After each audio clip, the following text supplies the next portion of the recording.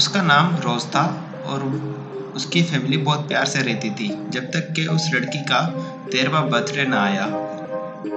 रोज और उसके पेरेंट्स घर वापस जा रहे थे बर्थडे पार्टी के बाद।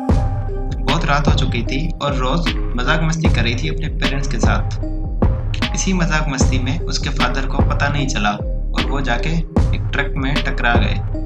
उस एक्सीडेंट के बाद रोज किसी वजह से बच गई, लेकिन उसके दोनों पेरेंट्स की मौत हो गई और रोज को इतनी ज्यादा चोटें भी नहीं लगी। लेकिन रोज अपने आप को ही ब्लेम कर रही थी कि उसके पेरेंट्स की मौत की वजह वही है, क्योंकि वही उनके साथ बातें और मस्ती मजाक कर रही थी और इसकी वजह से उसके फादर का ध्यान रोज से हट गया था, जिसकी वजह से वो आज दुनिया में नहीं है।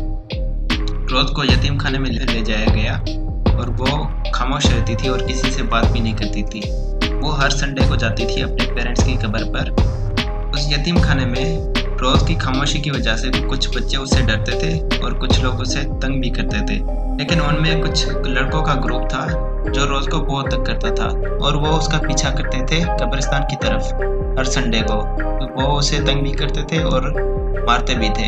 एक दिन ऐसा हुआ, रोज फूल लेके गई थी अपने पेरेंट्स की कब्र पर, तो वही फूल उठा के उन लड़कों ने रोज के गले में डाल के उसे मारने की कोशिश की और देखते ही देखते रोज की सांसें निकलने लगी और अचानक से ऐसा हुआ कि वो मर गई। जब उनको ये पता चला कि ये मर गई है तो उन्होंने जल्दी से कब्र खोदी और उसे वहीं पर दफन कर दिया। लेकिन ये कहानी यहाँ पे ख़त्म नहीं होती। एक एक करके उन लड़कों में से जिन्होंने रोज को मारा था उनके ख्वाब में रोज आने लगी। रोज के एक हफ्ते मरने के बाद उनमें से जो एक लड़का था उसकी डेड बॉडी मिली जिसके चारों तरफ रोजेस पड़े हुए थे। ये वही रोज थे उन्होंने रोज के गले में डाले थे। उसके अगले ही दिन 2 और लड़कों की मौत हुई उसी तरीके से, और वो आखिरी लड़का जिसने रोज को मारा था वो सोने की कोशिश नहीं करता था क्योंकि उसको उसी का बुरा ख्वाब आता था जिसमें रोज दिखती थी।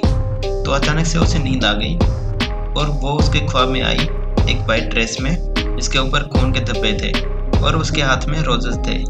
वो लड़का चिल्लाने की कोशिश कर रहा था लेकिन वो चिल्ला नहीं पाया और आखिर में रोज ने उसको वैसे ही मार डाला जैसे उन लड़कों ने उसको उस कब्रिस्तान में मारा था।